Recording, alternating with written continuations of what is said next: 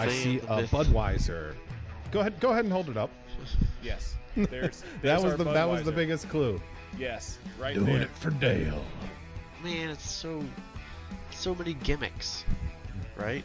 I feel like they're making it a lot more complicated than it needs to be. I mean, a lot of people, you get polarizing opinions on DRS. I know you guys know exactly what I'm talking about here, but sometimes the effort, it's all about the boys.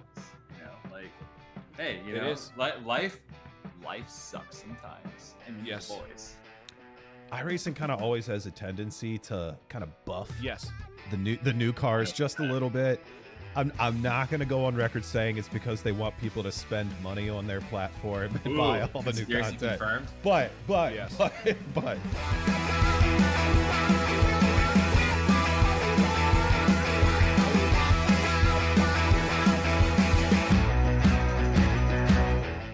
the field in Castro's hands, and he's going immediately.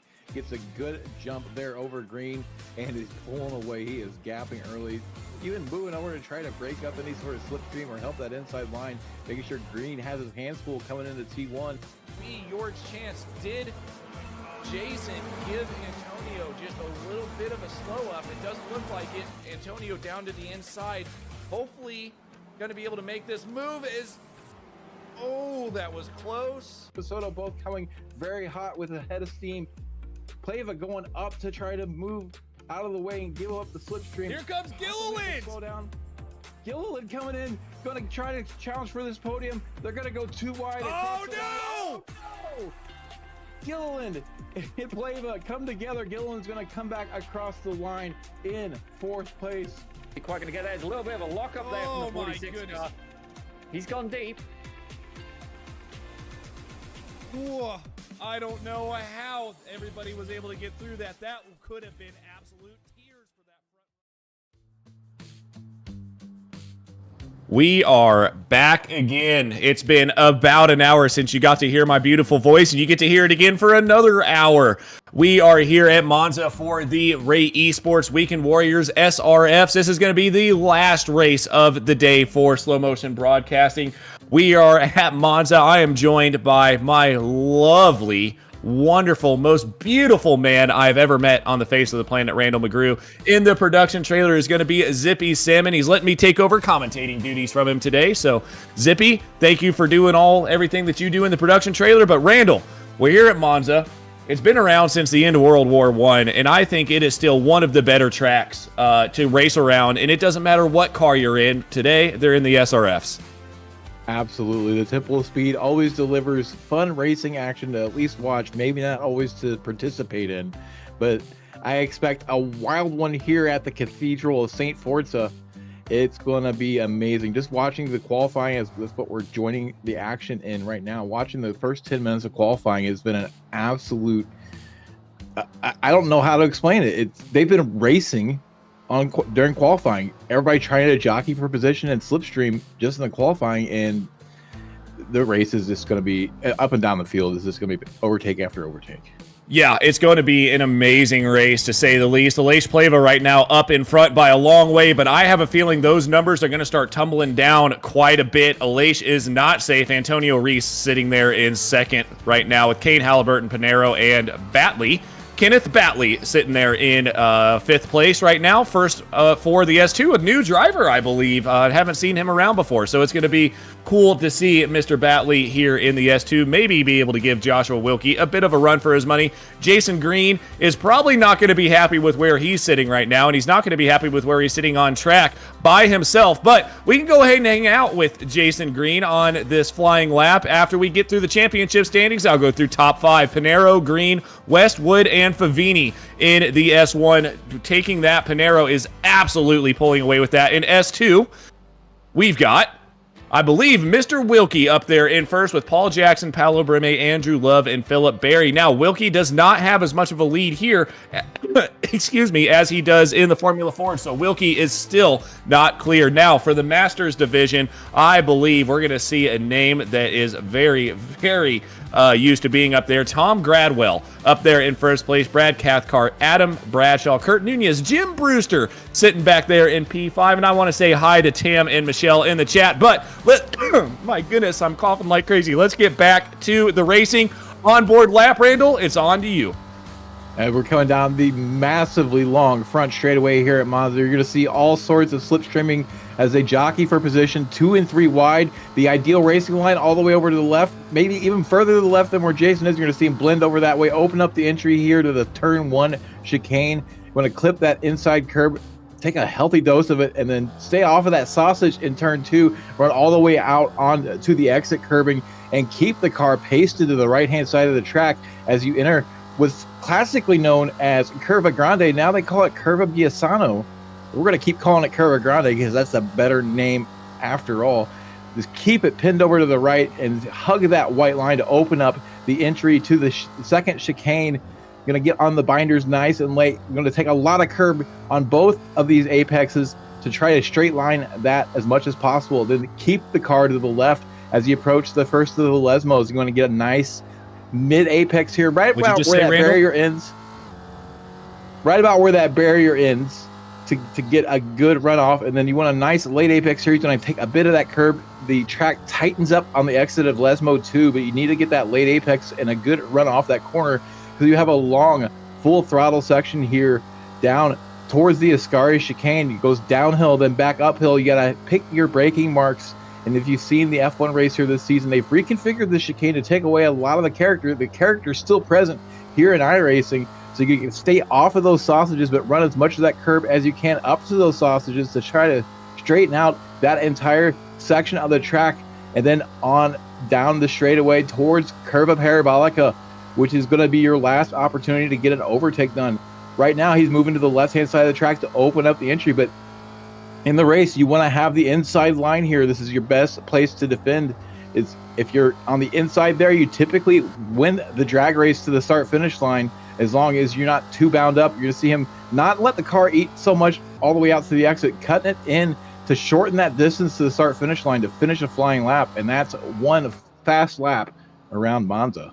It is, and that's surprising, too. He did gain a position there, 207.4, and he had no draft either. It was a great person to go on board with, but it's not going to be fast. You can see Wilkie there in the background. Looks like he was giving somebody some draft help. But yeah, this is all going to be draft heavy. Wilkie now sitting behind whoever that is in front of him. See if I can get a good view there. Looks like Wilkie's actually going to get off the track here. Maybe let a few drivers go. Now, Randall, the one thing I do have to say about these SRFs, first lap, really the first flying lap is where you have that tire heat. These things overheat so fast on the tires. But when it comes to Monza, I don't know if you really need to come back into the pits. You just need that draft help. I mean, look at these straightaways. Absolutely. The draft makes so much of a difference here. If Jason Green had the slipstream for most of that lap, you would have seen him challenging for the pole position. He was on the marks. He was getting the good line through most of the corners. Didn't see any real big corrections or big moments of oversteer. Wasn't too greedy with a throttle and having to deal with understeer. Was able to keep it on the island for a good lap. Just didn't have the slipstream, and he was a whole second slower than Aleix Pleva. So slipstream is going to be a huge deal here. Where he's starting at without the slipstream is not the worst position in the world. It doesn't really matter where you start here so much. You're going to be in traffic the whole time. As long as you're in that top 15, you have a good enough track position to challenge for the win. As long as you can keep that car clean. We've got Jorg in the chat here saying that he's going to go dead last to dead last. Jorg, I don't think so. Jan Janchik also in the chat. Welcome in, guys. Real quick, I do want to go here on board with Mr. Russell Telker on his outlap. This is going to be a race sponsored by the ALS Foundation for Russ's dad. So Russ is out here on track doing everything he's got to do, sitting in the draft actually behind Jason Green. This is actually exactly where he wants to be. So we'll go ahead and hang out with Russ here, see if he can get a good actual flying lap. Actually, no, he's still on his outlap. We can go somewhere else. But Russ, thank you so much. Thank you so much for the sponsorship, and looking forward to see how you do in the race. And again, race sponsored by the ALS Foundation. Right now, looking at 6 different cars that have yet to set a lap time, some very familiar names that try to do the back of the field challenge. Jörg Manny, Brad Cathcart, Jason Perry, Andrea Favini, even Stevie Ray has yet to put in a lap time, so we'll see if Stevie Ray qualifies. And that 6th name is a new name to me. We see somebody get really wiggly back there in the background of that shot. David Gaspers, Mr. 10K iRating himself, not setting a lap time, so going to try to work his way through the field. We're going to see what that rating really translates to as he tries to make his way up the grid. So keep an eye on him. He's going to be starting ahead of Andrea Favini, most likely, and you know that Favini knows his way through the field. So watching those two try to get their way through the field and fight with each other possibly is going to be entertaining. York says, good evening, Zippy and Mr. Mustache. Not you too, York. Why is everybody making fun of my Movember mustache, guys? Come on now. Anyways, Bobby West here on board, going through the final chicane here down the backstretch, and he's going to be taking, it looks like he may be on a bit of a flyer here. Nope. It looks like he has a bit of a lift even, maybe trying to give a bit of a space. I don't know how good the draft is in the SRFs. I know it's good, but I really don't know the gap, Randall. About 1.5 seconds, I would assume. You get about 1.1 seconds. You're going to get enough to keep pace with the car ahead, but not really gain. After that, you're just getting vestigial amounts of draft. But if you're inside that 1 second mark, that's enough to start closing. If you're within 0.6, you're in a prime position to make an overtake. So the draft here pretty significant. If at 0.6 at a place like Road Atlanta, we saw people within 0.6 making the move before turn 10. So at a place like this, it may even be bigger. We've got Aleix Pleva here still right now, 0.4 of a second ahead. He set that lap early in qualifying. There was a big old draft train that went out at the beginning of qualifying. Still doing okay. Looking at the bottom of the screen, he is now actually green in Sector 2 as well, but it looks like he's going to be lifting out of that. He does, getting behind the 86 car, see what he can do. But again, Antonio Reese is one that we need to watch. We just need to see if he can get some draft help. But we keep saying draft help. We keep saying qualifying, Randall. It does not matter when it comes to the race. We've got a few drivers trying to go from last to first, and I don't know if this is the track you actually want to try to do that on. Honestly, qualifying at Monza, like I said, if you're in the top 15, you have a good chance to fight for the victory as long as you keep that car clean. So qualifying at the sharp end of the field, all it really does, and I'm not discounting this very much because it's huge here, all it really does is keep you out of the turn 1 mayhem. And there will be mayhem. Absolutely. Even if there's not a big incident, it's going to turn into a parking lot there. People are going to lose time just by the amount of traffic.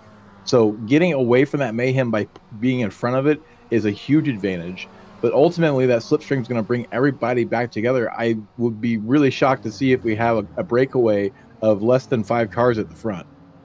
Yeah, no, it's going to be probably interesting here to see. But again, when you do have the breakaways in the SRFs, here comes the next question, Randall. How do you keep that 5-car pack a 5-car pack? You can't do any battling. Do you do a bit of what's the word I'm looking of? The leapfrogs, or do you try to push? What do you do? Because these cars are a bit fragile in the front end. Yeah, I think if you're not in the lead, everybody's going to be doing the big fuel saving and trying to have that short pit stop where they have to put less fuel in the car by way of saving fuel on that first stint. We'll see a lot of people do that. Marco Pinero, who's normally up at the front, we're only seeing him in 6th place, but he's going to definitely be doing some fuel saving. We see him get aggressive come about the time that the pit window opens. He normally wants to be in front a few laps before he comes into the pits, but we'll see a lot of fuel saving strategies going on, especially if there's any sort of lead breakaway. Nobody's going to want to be in the lead. We might see some gamesmanship about that lead. And again, I thought this before in this league that we're going to see a lot of fuel saving and tame racing at the likes of Daytona, and it turned out to be the exact opposite. So take whatever I say with a pinch of salt. Yeah, one driver that has just left the chat in slow motion broadcasting, Jorg Mani, we know he doesn't fuel save. Starting from the back, we'll see what he can do from the back. But right now, we are looking at Sergio Dorelli, I believe is his name, I hope.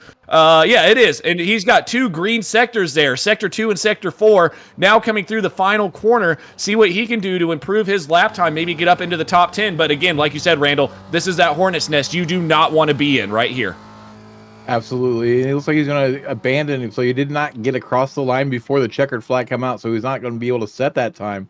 So he's abandoning. That means everybody else is going to abandon. Flavio and Dallo was able to set a time. So maybe they are able to set a time and they just realize they haven't improved and they're going to take one more stab at that pit entry. Pit entry here is a huge deal. You need to absolutely nail it. The undercut also is a big strategy here. So if you're in that lead pack, you might want to be one of the first ones to pit, but you don't want to come in so early that breaks up that group or you lose contact with the slipstream. Yeah, absolutely. So here we go. We do have probably results from qualifying coming at you. Flavio Andallo never got caught. Set that lap early in qualifying. There were about 35 angry SRFs out on track right at the beginning. Jan Janchik back after the race. Good luck, everyone. Good luck to you as well, Jan. But still waiting on the results here from qualifying. Yes, Randall, let's talk about turn one real quick. What do you do? Do you just hold on? You just have to hold on. Prayer never hurts. Honestly, prayer never hurt anybody. Say a nice good prayer to Saint Forza before you go into turn one there, and you just need to hold your line. It's the start of these races is the best opportunity to make spots. So if you're gonna be bold, that's the place to be bold. But you're entering the danger zone, quite literally. So I won't be surprised if we see 2 or 3 wide all the way up and down the field. Yeah, well, here we go. Starting in first, Aleix Pleva. No surprise there. Antonio Reese there in second place. Great qualifying from him. He is a long way away from Tom Gradwell, his closest Masters rival back there in eighth. Hayden Bramley in third with Kane Halliburton rounding out your top 2 rows. Colin Kinzer, a new driver to the league, starting in fifth with Marco Pinero in sixth. Kenneth Batley, another new driver in seventh. Right now, starting in first in S2, doing a great job there, at least starting in 7th place, but again, not where you want to be. Tom Gradwell in 8th, with Simon Mayer in 9th. Jason Green, a bit surprising to see him all the way back there in 10th place, with Sergio Dorelli in 11th. Bobby West rounding out your top 12. The slow motion broadcasting zone, Joshua Wilkie in the 777 entry, starting P13 alongside Kane Lasky. Watch those two. They will definitely be looking to make some positions up. Jan Cheek starting 15th next to Daniel Wood in 16th. Paulo Bream in 17th. Adam Bradshaw in 18th with Flavio Andallo, who we were seeing there at the end of qualifying, starting 19th. Then Cookie Monster in the 888. Phil Berry starting P20. Behind them, Charles Bertrand in 21st with Russell Telker in 22nd. Kurt Nunez is going to start 23rd next to Marcus Burkett in 24th. Massive field for you guys today. 25th is going to be the only Tam. He's here. Jim Brewster in 26 coming to Austin Armstrong. 27th is going to be Jeff Jacobson, Mr. Little Blue Neon himself, with Mike Knutson in 28th. 29th is going to be Fotis Gregory with Joachim Osbeck in 30th. CJ Conklin, 31st. Michelle, I believe, Vaglini in 32nd. Maybe Michelle A. Sorry, Michelle. Alex, just Alex in 33rd with Jason Greider in 34th. David Gaspers, there's the man in 35th with Jorg Monty, the 2 starting from the back of the field. Stevie Ray, Brad Cathcart, Jason Perry, Andrea Favini round out your top your last 4 cars, and that was not in order, but it doesn't matter because they're way back there in the back. So we'll see what happens. Randall, once we get some cars on track here, it's going to be an interesting one. Well, we're just there's some cars, maybe. All right, anyways, so here we go. We got cars here, and again, leading the way is going to be Aleix Pleva with Mr. Antonio Reese starting on the outside. And really, Randall, that may be a good line going into one, depending on how big of a jump Aleix gets. Never mind, it doesn't matter. There's going to be so much draft going into turn one. Who knows what's going to happen? Yeah, this is a lot like a boxing match, and as Mike Tyson pointed out, every plan you have goes out the window the second you get punched in the face, and that's what this race is going to be. It's going to be an absolute knife fight for at least the first 5 laps, probably the entire race, knowing this group, and it's going to be exciting to watch. Buckle your seatbelts. Here we go, coming around the final corner. You're going to see that iRacing Porsche pit car peel into the pit lane. Now, I would assume Aleix is going to wait till the last possible moment to go. No! He's already gone, I think. They're already going green. He did not wait for the green flag. And there they go. Antonio Reese sitting there. Jason Green already trying to get a move done around the outside. Already 3 wide and already carnage in the back. Absolute mayhem coming down to turn 1 is exactly what you expect to see. Everybody needs to pick their line and get worked out early. Get on the brakes early. You know that it's going to turn into a parking lot here. We got 3 wide coming into turn 1. This is not a good spot for Joshua Wilkie. 3 wide. He might get turned there. No, everybody holds on to it. Unbelievable racing. Wilkie makes a bunch of positions there. Now up into 11th place. Looks like Mr. Batley back there still in 7th in S2, but looking Hayden Bramley comes out of nowhere and is now in the lead of this race. Hayden Bramley up 2 spots from where he started. Right now, looking in the top 10, the biggest winner on this start was Kane Lasky, who's now up 6 spots. Oh, more trouble in the back there. I saw a bunch of dirt get kicked up, and then there goes Lasky. Lasky gets turned after a great start. He's going to get collected. Oh, no, and he's still going. Oh, the stewards are not going to be happy with that. That looks like David Gaspers gets kind of caught up in that as well, but everybody's still going. That number 28 car has seen better days at this point, but still on the road, to say the least. Now, looking back up, the gap between Hayden Bramley and Kinzer is about 1 second. Bramley was able to get a bit of a jump here, but I don't think it's enough, and it looks like Lasky back around again back there. He may have some damage. Absolutely does have some damage on that car. Going to have some issues. Look at that way it's crabbing the rear suspension. Not happy. Surprised he's able to keep it going. Look how much he's got to turn that wheel just to go straightish. This is not a position. Oh my goodness, not a position he wants to be in because he's still not at the back of the field, so there's still going to be drivers. Looks like Jim Brewster has some massive damage in that 933 car as well. Watch out, Kane, don't spin it. Jim Brewster, again, massive damage. Lasky has one more driver to let around him, but it looks like there's going to be a few drivers in the pits on lap 1. And those crews are going to be very busy. The carbon fiber or the fiberglass sales team is going to be licking their chops with all the damage they're seeing on track now. Going to be huge invoices being sent out for all the repairs needed to these cars. Right now, Michelle Viglini with a lot of damage. They do get one quick repair in he's this not series, going in. and he's not going into the pits. So that's a pretty shocking sight to see. You think you'd want to come in and get that fixed. Oh, this is good. Right now, staying out there, and the 999 car, Alex Van Landingham, is stricken there at the outside. It looks like at the outside of Parabolica, possibly. No, somewhere else.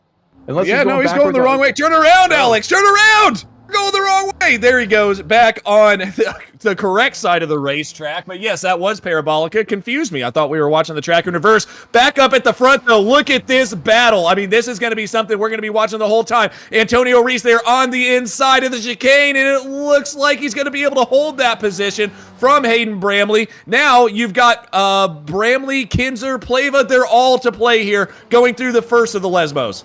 We do have a little bit of a lead breakaway here, and the top 6 have broken away. Jason Green needs to really get his visor down and on the button to try to close that gap up. They are fighting a little bit, so he will have a chance, but he's right there at the edge of slipstream. He needs Bobby West to work with him, maybe give him a bit of a bump draft shot down these straightaways to help him close that gap so they can rejoin the battle for the lead, because if that gap gets much bigger, they're going to lose contact and those leaders are going to pull away.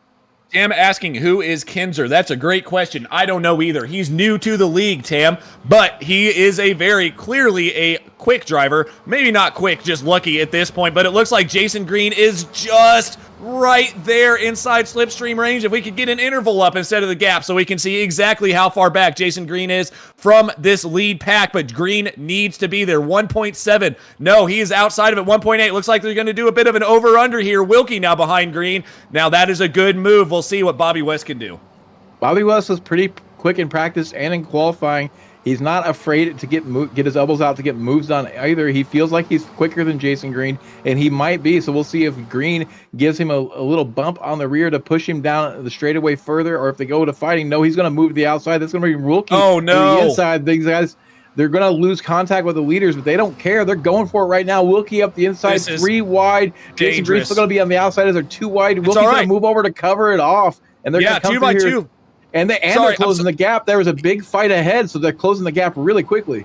Sorry, Randall. I'm getting excited. I'm so excited. I love Monza. But yes, it looks like Pleva and Reese looks like someone's around going through turn 1, but that doesn't matter right now. Reese back in the lead from Pleva, and that's exactly what those drivers needed. Wilkie now within 1.6 seconds of Panero. So they are getting closer, and they're too wide again. They are not. They are absolutely not line in line. This is going to be a 20-car pack by the time this is over. Yeah, that gap has evaporated with these leaders fighting the way they've been. Everybody wants to lead for some reason now. Antonio Reese defending that lead so far, but there is a bonus point for leading a lap, and there are 3 bonus points for leading the most laps. So maybe some people are trying to scrounge some points by leading the most laps. But I'm a little bit surprised, but not totally surprised. We see this much fighting in the lead pack, especially given that they had a gap established. Why don't we go ahead and take that bonus point as well for under 2 incidents and throw it out the window at this point? Nobody's going for less than 2 incidents right now, the way these drivers are battling on that top. And it looks like this is almost, like I said, getting close to a 20-car pack right now. It is anybody's race, and it looks like there was a bit of... wow, netcode with the road there. I hope there was no damage there for David Gaspers, but he is up into 20th place, up 15 positions. And look who else is up 15 positions. That guy right there, Jason Perry. I think we see what's going on there with that blinking is actually Philip Berry. His car is saying me want ping, and he's blinking quite a lot as we see him disappear again. Looks like he's backing out of it. He's aware of the situation and is going to let people by him so that he's not going to cause many incidents. But Jason Perry has picked up some damage on the front end of that car. You have to wonder if maybe that was in a braking zone as he was maybe not thinking about going for a move and somebody threw the binders a little early on him. It's hard to say, but the opening laps here are always carnage. Look at this, man. This is going to be a 20-car pack by the time this is over. They're 4 wide, 2 wide, 2 by 2 by 2, 3 rows back. And look who has caught that back of the pack. And it looks like Wilkie is not going to want to sit around either. He's sitting back there in about 8th place. Wilkie doing everything he has to do right now, winning in S2. I don't know where his S2 rival went, but right now Wilkie is in the lead of that battle. And dead ahead of him is Marco Panero. These two have come together a couple times. Marco Panero normally plays a very patient game here, so as long as he can keep the nose clean on that car, his patience may pay out by the end of this. We haven't seen him getting involved in much of this fighting. He's probably doing a lot of fuel saving, but he's going to have Wilkie behind him. We'll see how much he defends against Wilkie. He's showing the nose there, just popping out for a second. Maybe more of a defensive measure against Wilkie than an aggressive maneuver on the car ahead. But keep your eyes on Panero. If he's got that nose clean by the time the pit cycle comes around, he might be leading this race. Yep, he could very well be. Marco's a very quick driver, but it looks like Kinzer is about to get an overtake done on Reese, and there's more carnage back behind us through the second Lesmo. That doesn't matter right now because we have right now in the lead. Looks like Reese has gotten that move done on Kinzer, and Kinzer might lose another position here. Kinzer's going to have the inside line into Ascari. He's going to be able to close off that position. Not able to dispatch of Antonio Reese. So Antonio Reese, that Masters Division driver, you let his experience show that he knows how to defend. He's a cagey veteran, and it's going to be very hard to get around him. So we are now looking right now at Wilkie, and I want to talk about this real quick. Who was winning, or who was leading in S2 during qualifying? That would be a guy that I can't even find on the timing tower anymore. I just saw him, and it looks like he is totally out of the race now. I don't know where he went, but yes, I did have his name, and I forgot it, Randall. So now we're just going to keep moving like I never even wanted to talk about it in the first place. Wilkie up into 6th position. It looks like there's another move up at the front. Halliburton trying to get around Kinzer now. And who is this? Simon Mayer, slow, very slow. Yeah, we saw him diving down the leaderboard. Now he's coming into pit lane. Antonio Reese is in the pit lane, so it looks like Antonio Reese going with an early strategy here. Doesn't look like he came in with damage. We're seeing a replay of what happened with Simon Mayers. They go through Parabolica. They're all running pretty wide, and just a little bit of contact there. He makes some contact with the inside barrier. A bit of damage on that car. Thinks maybe this is a good time to go ahead and come in and get that fixed, take some fuel, and hopefully make it to the end of the race. We'll see how long he stopped for. Simon Mayer stopped for 10.2 seconds. Antonio Reese stopped for 10.8 seconds. So it looks like they were able to get full fuel service. That should be enough to take them to the end of the race, but we'll keep an eye on that pair. Normally, Stevie Ray is the plays the role of pit strategy Pied Piper. This time it's Antonio Reese. Man, that was an extremely aggressive move there on Hayden Bramley. I don't know how Bramley was able to hold on to that car. Wilkie's got damage on the left front now, and he's trying to go for it again. Wilkie does not want to wait around for Hayden Bramley. Wilkie's not waiting for anybody up into 4th place right now in an absolute swarm of S1 drivers. I think that damage is going to hurt him, though. Kane Halliburton going for the move around the outside. And Kane should be able to get that move done and cover that off as you see that Wilkie dips back into line. I don't know how much that damage is going to affect his straight line speed, but as long as he's in the slipstream, he should be okay. It doesn't look to be too terribly heavy. It's definitely cosmetic. I don't know how much it's going to affect the airflow on the front of that car, but on that straightaway, it seemed to do quite a bit. It may have just been a bad exit because of the line that he had to take through Lesmo 2. But right now, he's still in that pack, so he's in a good spot right there in front of is that Marco Pinero behind him. So this is an issue that you're going to start running into as well, Randall, is you're not going to want to pit outside of these drivers, these other drivers that you're in this group with. You don't want to lose this group, but if you're slow and you're losing speed because of that damage, because of any type of damage, what do? You almost have to come in to get it taken care of, but then you're out of the slipstream. As long as you're holding on to the slipstream, you're fine. You can come in whenever you regularly would come in and get that repair done, so long as you hold on to the slipstream. Right now, we see 9 cars in this lead battle. We're going to take a look back here at Austin Armstrong getting his nose there. Oh, the contact there is Gladwell is going to go around. Bump drafting going a little bit too much there and causing Gladwell to spin around. He's going to have some heavy damage on that car. It looks like he's got it going in the right direction again. Doesn't seem to have much suspension damage, so he should be able to bring that car around and come in for service and get it fixed and not lose too much time. That's going to be a heavy lick and going to be a handful of spots for Gladwell. Yeah, and we will have to talk about Austin Armstrong here. Look at the front of his car after that bump drafting. This is what I'm talking about. The front end of these cars are so fragile. Look out, though. The 555 car, Paolo Brime just tried to stick a nose in there on Armstrong. Decided to back out of it. Thank God, because that would have been absolute carnage. But we've got a lot of these cars now that have some serious front-end damage. And I know bump drafting, we talk about this all the time. You just cannot do that in these cars. I mean, they're so fragile. You have to be very, very careful how you do it. And it does inflict a little bit of cosmetic damage. And in a place like this, a little damage can mean a lot of time. But as long as you're in the slipstream, you'll be okay. But he looks like he's trying to bump draft somebody again ahead of him, and it's not working out. I see a lot of wiggling around, so maybe he needs to reconsider this strategy and just bubble draft, not bump draft.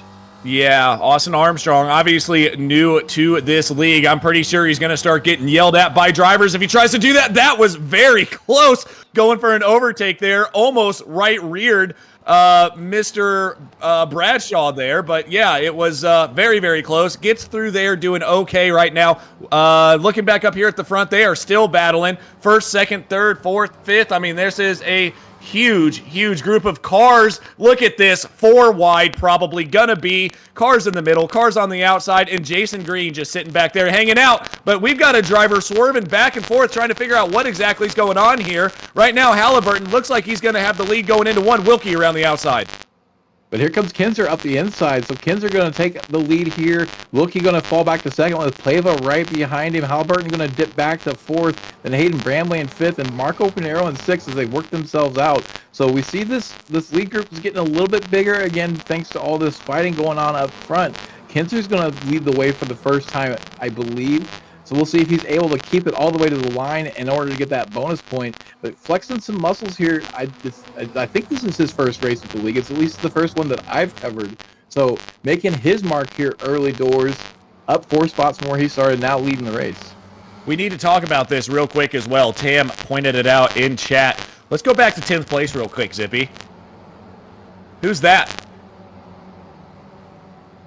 That is Mr. 10K, David Gaspers, who's worked his way up 25 spots from the start. We thought he was involved in that incident on lap 1 or lap 2 with Kane Lasky. That was actually not him, it was somebody else. So he managed to get away from that damage, and he is absolutely flying up the field. He is, and we've got Michelle here in the broadcast saying there's a bit of static, sounds like cell phone interference. It does that, Michelle, and it'll come back. It's just a bit of an audio glitch that we're trying to work out, and it sounds like Zippy's got it worked out, just waiting on all of the parts to come in. But yes, David Gasper is sitting back here in 10th place. Dorelli is next on his list, but it doesn't look like Dorelli's going to go quietly into the night. He's trying to make a move as well. Wilkie's showing his nose on Kinzer coming down the straightaway to Parabolica, but falls back in line, so not quite close enough to make the move stick. We saw a couple cars with damage make moves, and they were able to get it done, so I don't think some of this damage is as bad as it appears. Now, the 86 Sergio Dorelli, that's some pretty significant damage. Yes. That will definitely affect the straight line speed. Yeah, absolutely it will, but he's still hanging on to the back of this pack. He's just got to hang out, but it looks like Gasper's going to be thinking about something here. Nope, he is now up into 9th place, decides to make that move on Dorelli and still moving, but let's look at the front. Looks like, who is up there? Wilkie decided to finally play nice. He's just hanging out in line. He may know he's got a little bit of damage as well, just trying to get it to the pit lane. Bramley off, somebody else in the background is off. We got a couple cars off there. Marco Pinero is going to have another Gasper's as well. Snake-bitten race, and Gasper's, after all of that work to get up through the field, gets collected in an incident and is going to have huge damage. That's going to ruin his run through the field as he drops back. That's going to make Andrea Favini your big mover now in 15th place, up 23 spots. We'll try to see what happened here. This is the aftermath. We're playing bumper cars as they were trying to get going again, and they both decided, yeah, whatever. Yeah, that is unfortunate there. So let's see what happens here. We're watching David Gaspers right now. He's on the inside. Pinero just turns in on him, and then Pinero just pushes him out. So we saw this happen with Wilkie a couple weeks ago. Same exact thing. Pinero leaves no room and then just drives into the side of him. I'm not here to say anything, but that looked a bit sketchy. Okay. So I will speak up here for on Marco's behalf, and if we were able to get an onboard shot of that turns 1 and 2, you'll see that there was something going on ahead of him that may have been distracting him and may have pulled his attention away from the battle that was going on. And it's a very, very tough corner to go too wide through like that.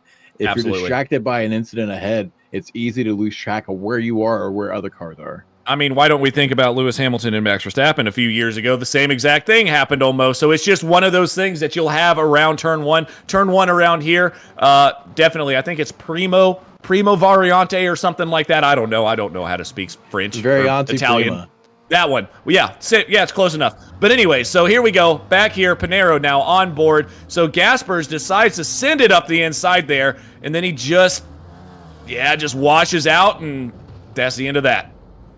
Yeah, Michelle Lynn is asking in chat if that's intentional. It's very hard to place intent in a situation like that. It doesn't look intentional. That was a very late move by Gaspers, probably caught him off guard, and then we saw Hayden Bramley off the track ahead of him, may have been distracting him, or possibly he thought he had enough of a run that he could blend out to the outside, or maybe he's racing under F1 rules. He was like, I was ahead at the apex, it's my line. Yeah. Who knows? So here we go. Let's talk about this now. There is now a 2-second-ish gap between third and fourth place. Wilkie now leading that second group here. The person we want to talk about, Jason Green, back there in 22nd. Wonder what happened to him, unless he's already pitted, because the pit window is definitely open. The pit window is open. Jason Green has made a pit stop. He was stopped for 13.8 seconds. So I'm seeing some pretty long pit times, which makes me wonder about Simon Mayer and Antonio Reese if they have enough fuel in the car. We also see some pretty short pit times. So I don't know if they came in just for damage and put as much fuel in it as they could, and are going to have to come back in again. But right now, 10 seconds looks pretty short compared to everybody else in the 14 to 16 second range. Absolutely. We'll see what they have to do. And now, again, because it's shorter, you can get away with that around here with the amount of fuel saving you can do. But the question is he going to be able to fuel save enough and have enough to attack at the end if he can get there? We've got Pinero in chat saying, unlucky, tried to do a 360 in the gravel. Yep, I see that, Marco, but it's all right, man. Get back out there unless you're done for the race. I will see you later, Marco. But here we go, back to the lead again. We've got, we're looking at Favini right now, Andalo, Mani. This is another big group. Oh, let's talk about Jurg Mani also starting from the back. Up there in 12th, he's kept that car very, very clean. Absolutely. He's in a prime position for a really great finish here, driving from the back. He and Favini both. We see this every week out of this pair, though, so it's not a huge surprise. They've both been able to keep the cars pretty clean. Sees a couple cars diving into the pit lane in front of them. They're going to get some track position off this pit cycle, but that's a huge gap in front of them to close. So they're not really going to be in a realistic position to challenge for the win, but we do see a lot of people that were in that lead pack in the pit lane now. Hayden Bramley, Kane Halliburton, Jason Perry, Philip Berry, Charles Bertrand, all now stopped in pit lane. Now the question is, looking here, we'll see Pleva stayed out as well. So that did kind of gap, but it looks like Kinzer stayed out with them. But now that only turned into a two-car gap at there, or two-car pack, my goodness, at this point. So we'll see exactly what Wilkie can do and see if he can close that gap in a little bit. But those drivers that all came in together do have a bit of a slipstream advantage as well. So we'll see. Now it looks like there's only a two-car pack with Wilkie as well, followed by Dorelli, and both of those cars have damage. And there's a car in front of him that's a lap down, so he's going to have a bit of slipstream help there. Then they've got the next pack back led right now by Adam Bradshaw.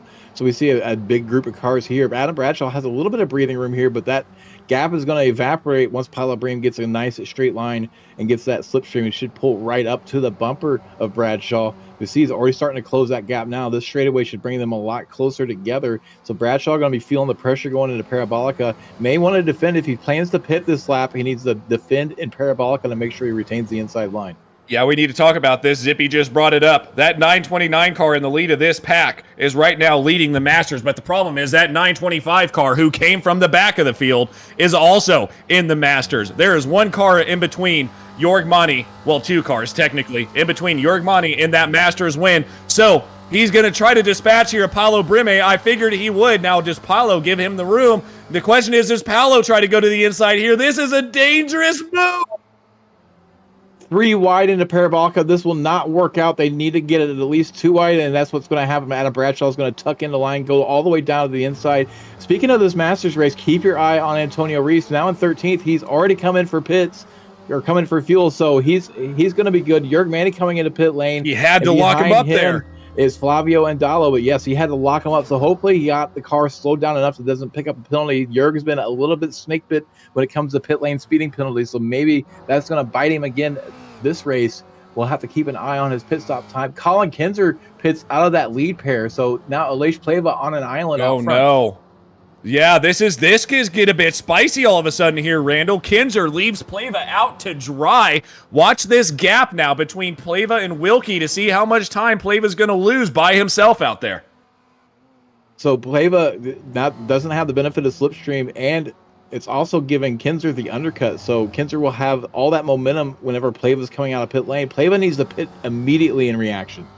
He's going to have to, and we'll see. 3.8 seconds. It looks like Pleva's actually extending this gap. I think that damage is definitely hurting Wilkie now that he's out of the slipstream, so we'll see how this goes the rest of the lap, because Pleva's definitely going to be in, and I would assume we're probably going to see Wilkie and Dorelli in around that time as well. But we're looking back here to see Adam Bradshaw did not pit with Jorgmani. So the first driver this pit, help me out here, Randall. I think it's Antonio Reese. Antonio Reese is the first one of the Masters division that is pit, indeed.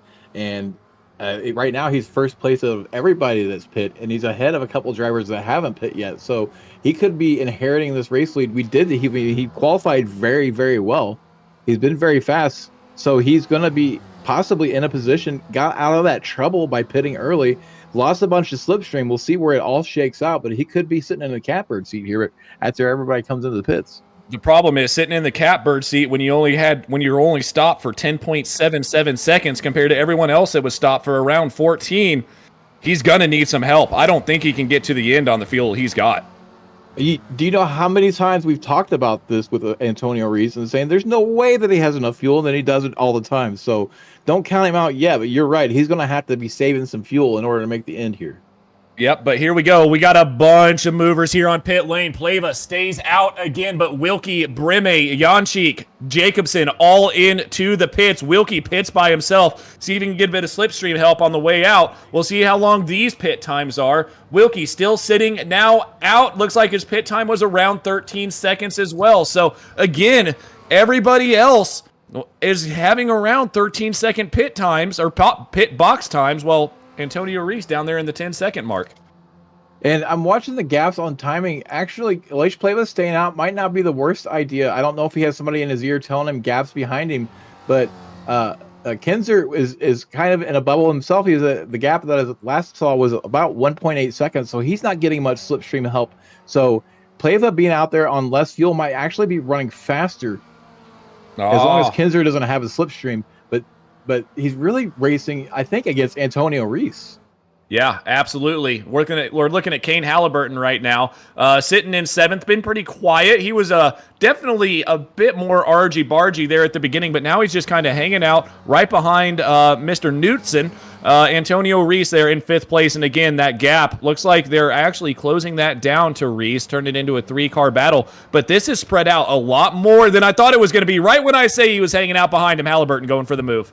And Knutson ran a little bit wide of the apex there, opened the door, and Halliburton has to take that opportunity. He cannot afford to be slowed down by Knutson. Knutson yet to pit, so Halliburton trying to close that gap up to Antonio Reese. He may know that Antonio might be short on fuel, so he's going to be trying to really close that gap, thinking that Antonio might be saving some fuel.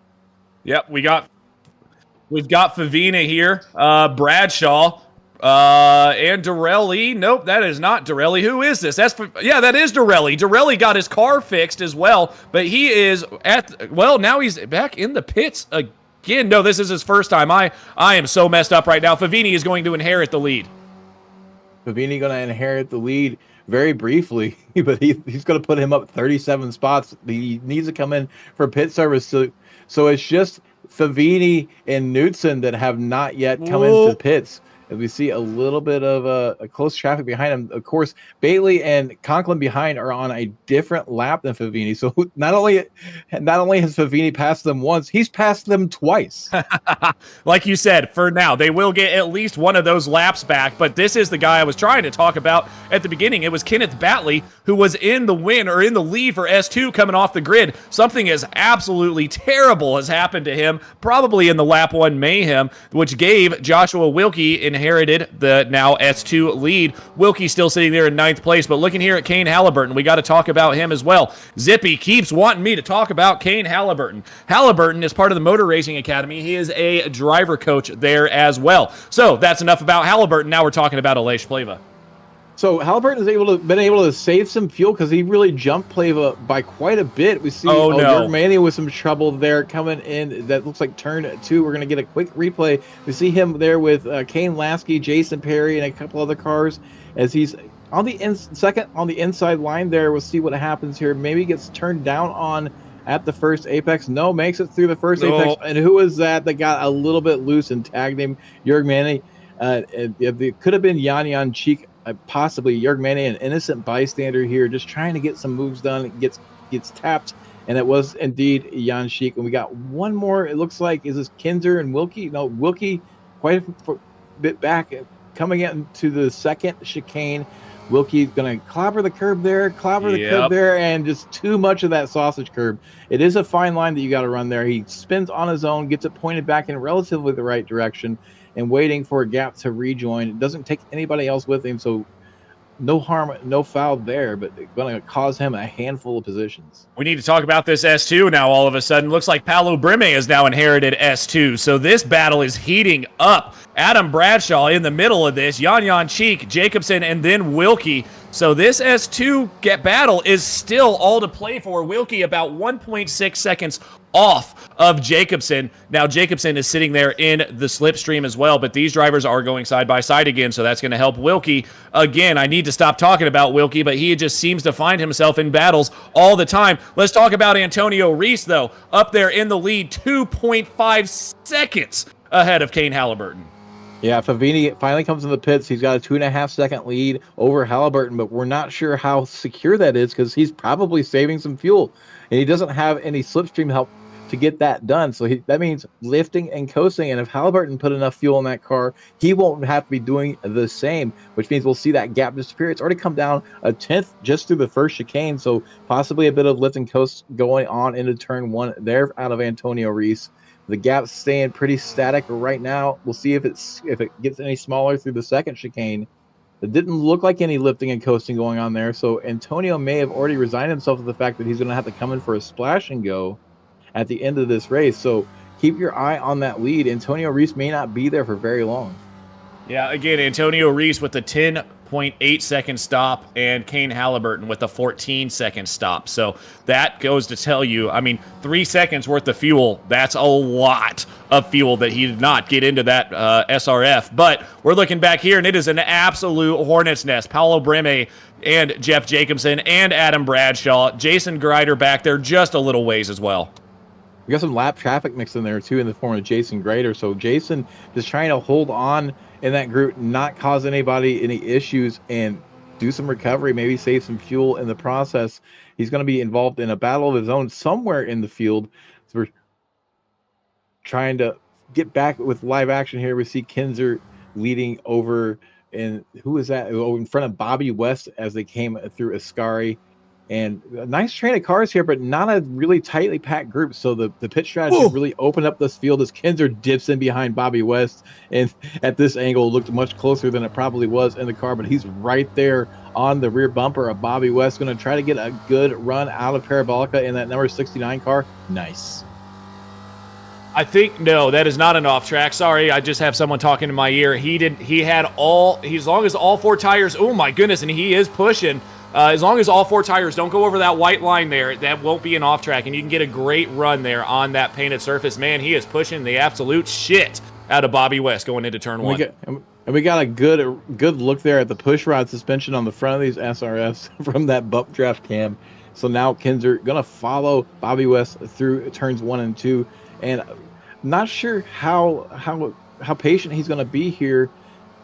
They're trying to catch the car ahead of them in the form of Sergio Dorelli, so he's playing the patience game right now, hoping to get that spot out of Dorelli by the end of this race. But we're under 10 minutes, so we're 8.5 minutes left to go in this race. They're going to be running out of time pretty soon. Currently serving lap 15 out of 19. I think Adam may be having some mic issues there. So we will continue watching this battle. Kinzer right now keeps playing the patient game. We're going to jump up to Jeff Jacobson. Then we're going to jump back. Colin Kinzer in a good spot here. Antonio Reese, that gap at the very front. Let's take a quick look up there. It's evaporated a little bit, not a huge amount. So Antonio Reese not doing a lot of fuel saving. Kane Halliburton not able to close that gap up yet, but I think Kane might be in the spot to win this race. Aleix Pleva about the same distance back, a little bit further back, and then Jason Green also back. Then we see that battle we were watching earlier. So a top five up for grabs for Bobby West and Colin Kinzer. The way they've been working together, they're closing that gap pretty quickly. So Dorelli going to have his hands full here very soon within the next lap, maybe even come turn 1, because they have closed that gap and they're all the way there. And now he's pinching. What a keeping that car move by Colin Kinzer. Going to get the move done on Bobby West and Parabolica, and now going to be setting his sights on Sergio Dorelli. All that help to Bobby West was for his own ends to get that position away from Sergio Dorelli. He wants that top 5. He wants to try to close that gap to Jason Green, but he's going to have his hands full with the other 2 cars around him. Oh, looks like Bobby West just did the same exact thing. He was like, all right, 2 can play this game. Bobby West back around the outside now. Let's see if he can get around Dorelli as well. No, Kinzer goes to the inside. Bobby West thought better of trying to make that 3 wide. Kinzer is a cerebral racer here. He was pushing Dorelli down the straightaway to keep Bobby West from making the overtake on them. And then as soon as he saw that Bobby West wasn't going to be able to get it done, moves to the inside and gets the spot away from Dorelli. So really, really cagey moves out of Kinzer as we see Paulo Brame with some issues coming through turn 1. That was a big deal, Randall.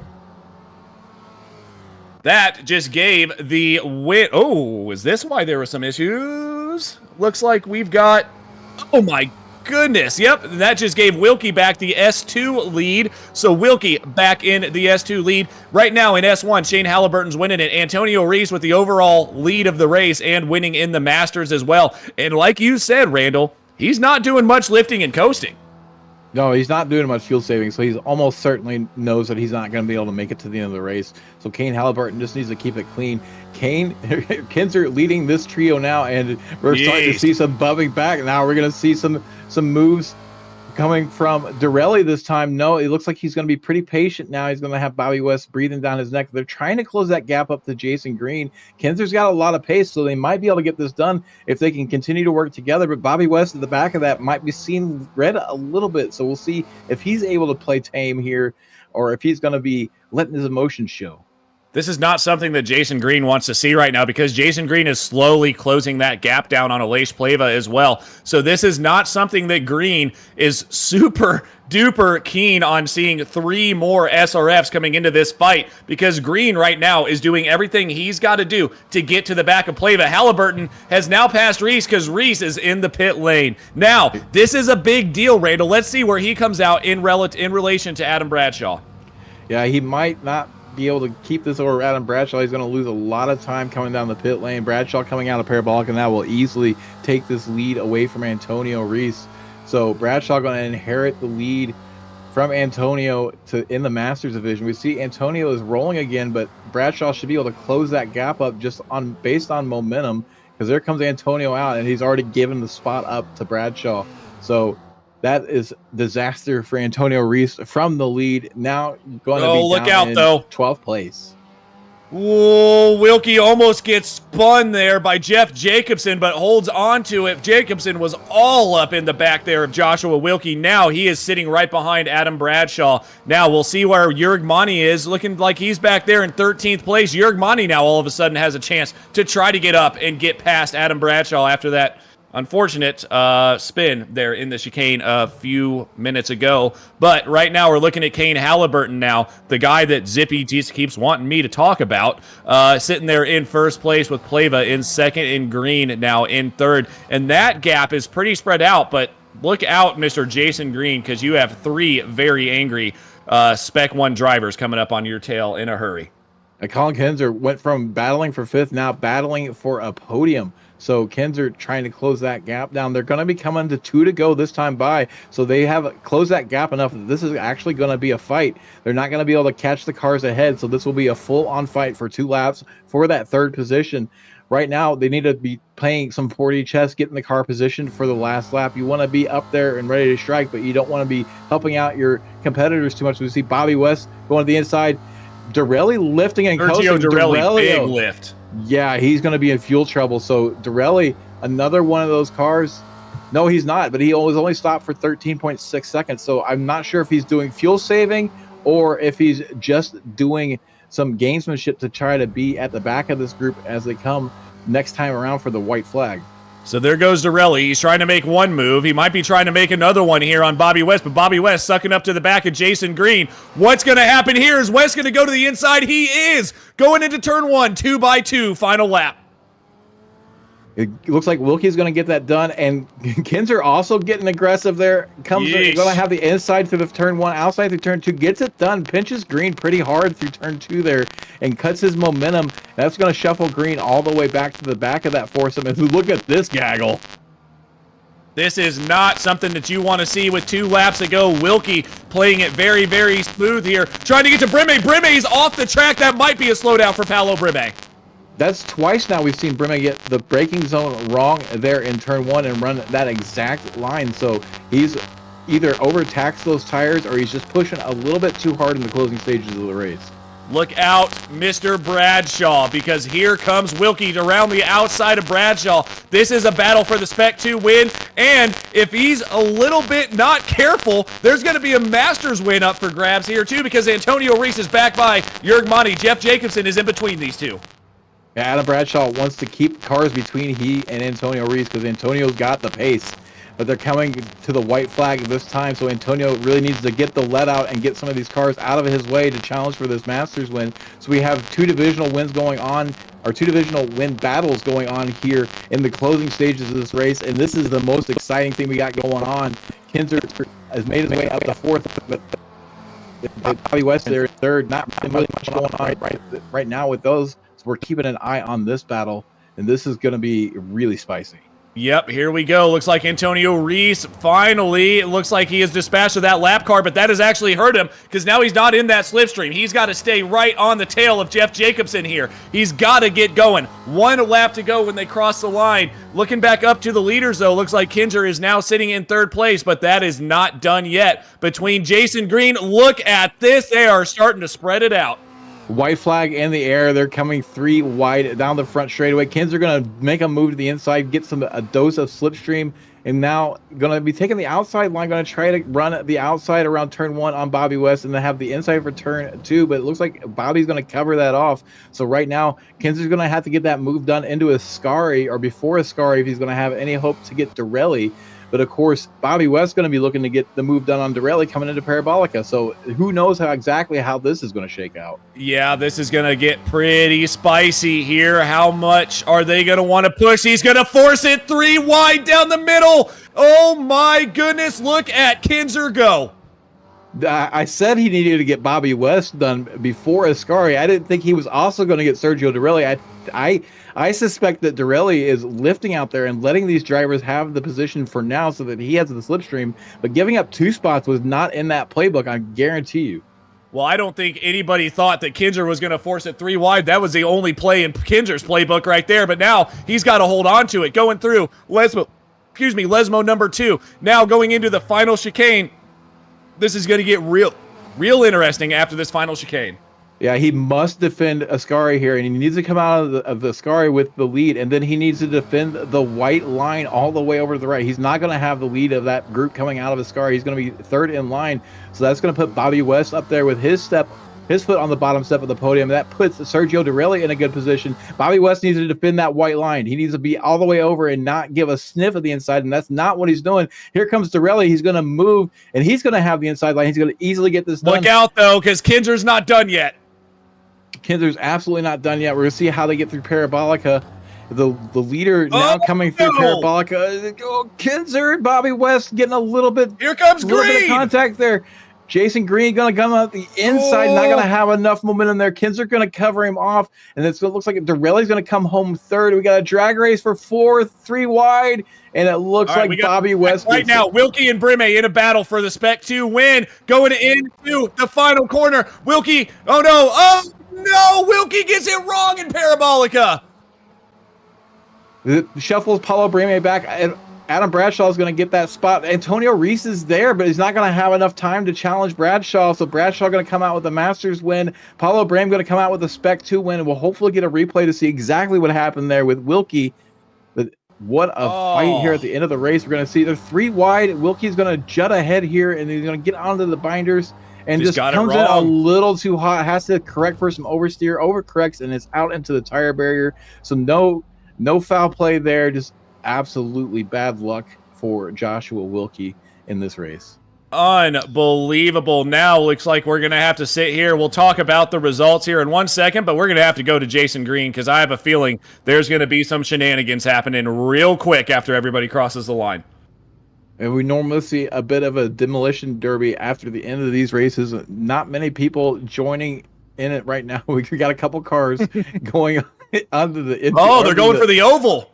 The junior circuit. That's not the oval. That's the junior circuit, the Monza junior circuit, where it has that cut through to the backstretch after Ascari. But they're kind of staging there, not seeing much action yet. It's not going to get any high speed. Going? They're going on a bit of a safari. Oh, okay. So now they are on the on the oval. They have managed to find their way onto the oval. We'll see what they're able to do here, but not many cars going to be able to get through there. These drivers that have already went through to turn 1 not going to be able to get back to there. Yeah, what's happening here? We're gonna hang out for just a second here. Looks like everybody's still kind of staged up there at the oval. I don't think Jason Green can get back. He might get in trouble for trying to go backwards on the track, but it looks like we got 2 different things happening here. A couple different parties going on here in Italy, and we'll see which one has the wine, which one has the champagne. It's like it. Yep, there's Cathcart there, now sitting in front of these drivers. I wonder what the play is here. What? Oh, they are going backwards. Here we go. So now that the session is officially closed, they're able to get away with some of this stuff and not worry about getting disqualified or getting called into the steward's room. Oh my goodness. Just absolutely bombing it into the gap there to get onto the oval. Let's see So if Jason Green can get through. This is a cut I didn't know about, honestly. Right. No, I didn't know about the impressive junior here. circuit. I cut my teeth in the Skip Barber car on the junior circuit here at this track, and it's a wild little course. And here they go. Full draft. We'll see what happens here. I know there's a pretty big jump here when you go into turn 3, and you can go full send into turn 3 on this oval here at Monza. We got a couple drivers. Yeah, it looks like Jason Green out of fuel. Here we go. Jurg Monty. We're going to stay on board here with Jurg Monty. We'll see exactly what happens. I think they're going to come around and they're going to enter back. Well, they can't enter back into the real racing circuit, so I have no idea what's about to happen here. Jurg now out of fuel. Yeah, everybody struggled with fuel. They were running pretty tight margins in the race. Even Brad Cathcart struggling out front there. Oh, there they go. Perry. They found the spot, though. Here they go, flying through the air. We can get a chopper view here. There it is.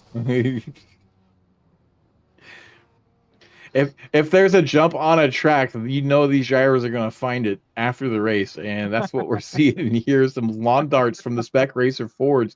Not sure who got the best distance out of that, but always a good show after the race. Absolutely. All right, now here to the results for your final time in the Weekend Warriors for this weekend. It's going to be Kane Halliburton comes home with the win. I mean, it was anybody's race until the pit stops and things started to shake themselves out. Aleix Pleva coming home in P2. Sergio Dorelli, P3. Bobby West. Man, that was such a close battle between Dorelli, West, Kinzer, and Green, but that is 3, 4, 5, 6. Andrea Favini comes home 7th. Flavio Andalo in 8th position. Adam Bradshaw takes your Masters win, going to come home P9. Paolo Brime in 10th with a very unfortunate mistake by Joshua Wilkie going through Parabolica for the final time, with Jeff Jacobson in 11th. Antonio Reese comes home P2 in the Masters, P12 overall. Jurg Monty, Marcus Burkett, maybe I think it's Burkett, Brad Cathcart, Jason Perry, Jan Janchik, and Tom Gradwell rounding out your top 18.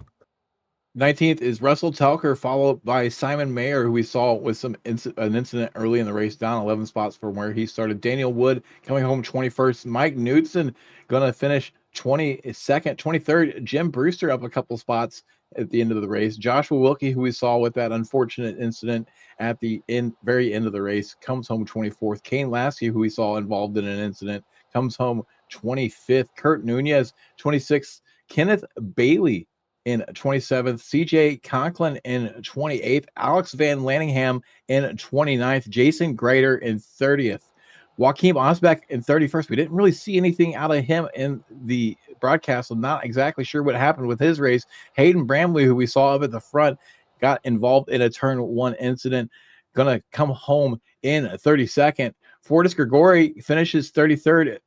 Philip Berry saying me want better finish comes home in 34th. Charles Bertrand finishes 35th. Michelle Viglini, who we saw with a heavy dose of damage on the front of that car, finishes 36th. Marco Pinero, who was involved in that turn 1 and 2 incident, comes home at 37th. Austin Armstrong, 38th.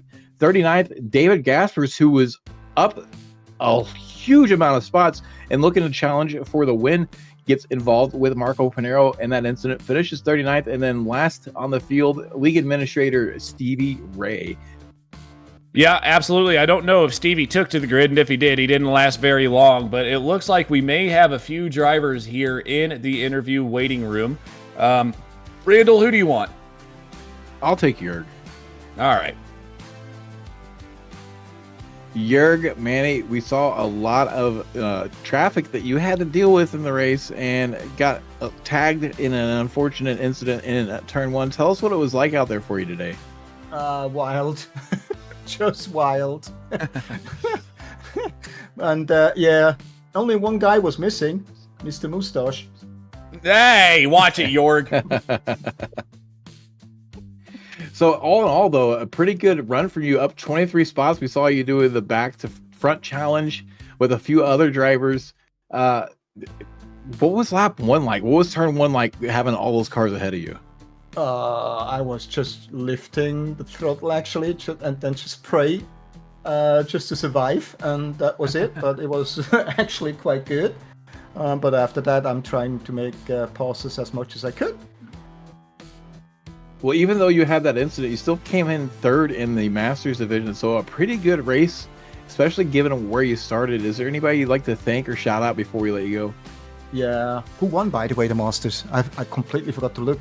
It's Adam Bradshaw. Congrats to Adam, of course. He did very well then, and sad for Antonio because he messed up his fuel strategy again, just like as I do all the time.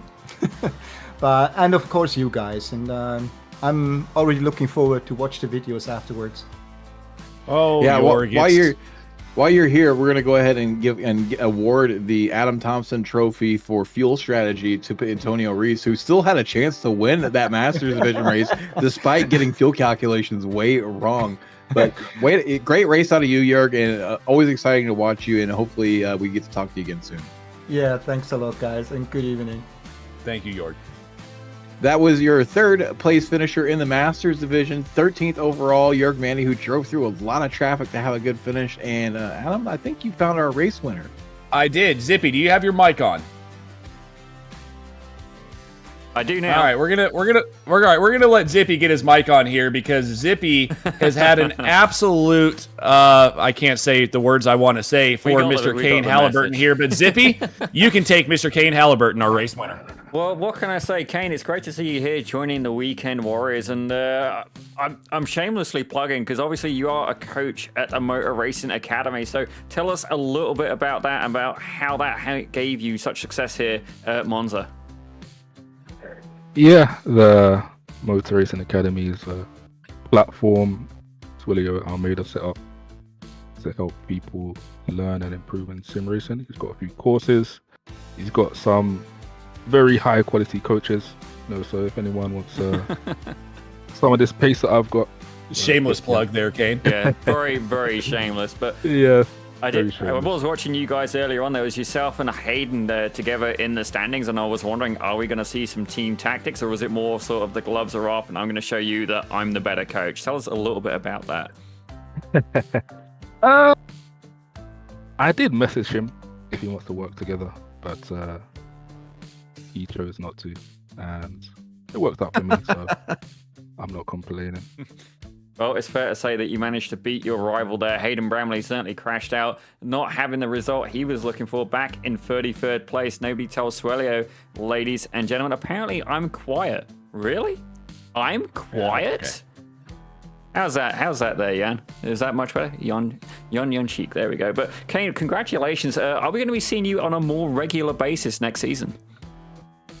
Yeah. I like this car. It's a good community. It's fun racing. And I used to race it a lot, it's just that I've been busy with other things and bigger priorities. But now, I've jumped in a few races. It's reignited the motivation to race in this league again. So you might see me a little bit more often. Well, I'm certainly looking forward to it. Congratulations again on your S1 win, and we will see you here next time. Thank you very much, Kane Halliburton, ladies and gentlemen.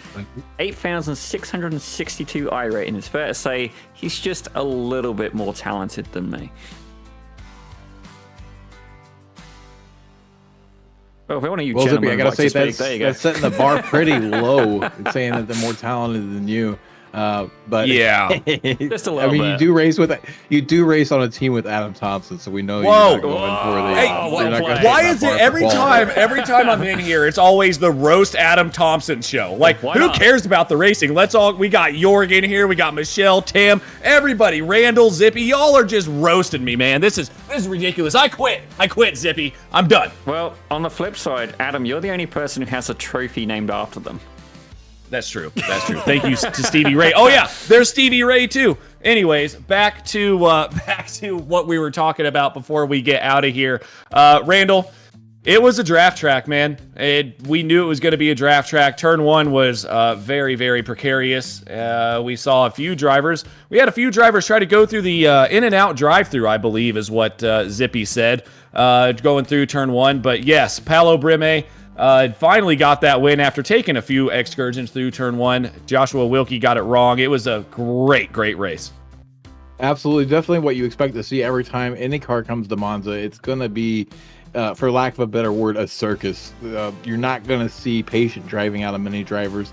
The drivers that were trying to play the patient game and ultimately end up getting collected in incidents from more aggressive drivers trying to get around them. So, about what I expected to see out of a race here at Monza, especially in a group like this, is very quick and very competitive. All in all, really great race to watch. I really enjoyed commentating on it, and I look forward to every race with this group.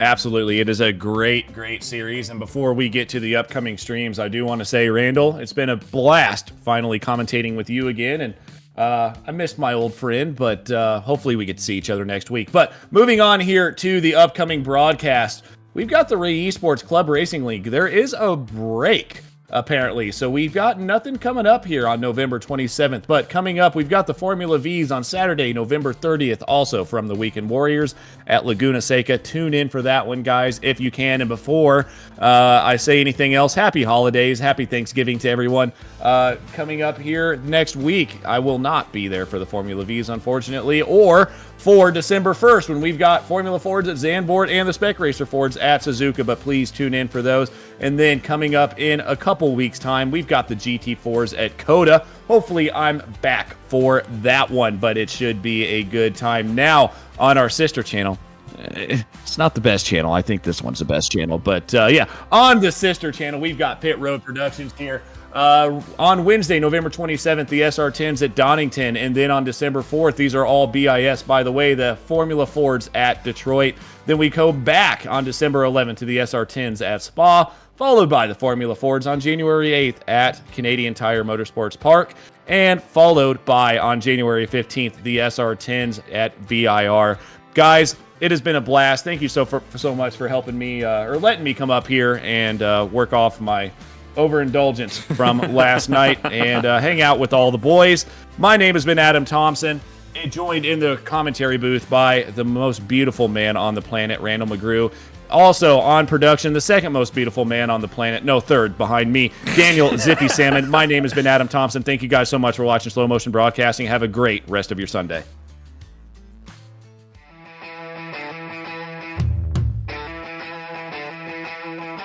I see a Budweiser. Go ahead and hold it up. Yes. That was the biggest clue. Yes, right Doing there. it for Dale. Man, it's so many gimmicks, right? I feel like they're making it a lot more complicated than it needs to be. I mean, a lot of people, you get polarizing opinions on DRS. I know you guys know exactly what I'm talking about here, but sometimes the effort, it's all about the boys. You know, like, hey, you know, life sucks sometimes, and you Yes. need the boys. iRacing kind of always has a tendency to kind of buff Yes. the new cars just a little bit. I'm not going to go on record saying it's because they want people to spend money on their platform and buy all the new Conspiracy content. confirmed. But Yes. but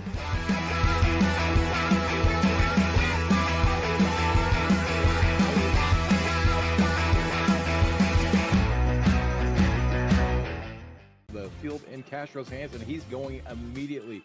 Gets a good jump there over Green, and he's pulling away. He is gapping early, even moving over to try to break up any sort of slipstream or help that inside line, making sure Green has his hands full coming into T1. George Chance, did Jason give Antonio just a little bit of a slow up? It doesn't look like it. Antonio down to the inside. Hopefully going to be able to make this move. Oh, that was close. Soto both coming very hot with a head of steam. Plava going up to try to move out of the way and give up the slipstream. Here comes Gilliland. Slow down. Gilliland coming in, going to try to challenge for this podium. They're going to go too wide. Oh, across the no! line. Oh, no! Gilliland and Plava come together. Gilliland's going to come back across the line in fourth place. Quite going to get there. There's a little bit of a lock up there Oh from the my 46 goodness. car. He's gone deep. Whoa. I don't know how everybody was able to get through that. That could have been absolute tears for that front runner.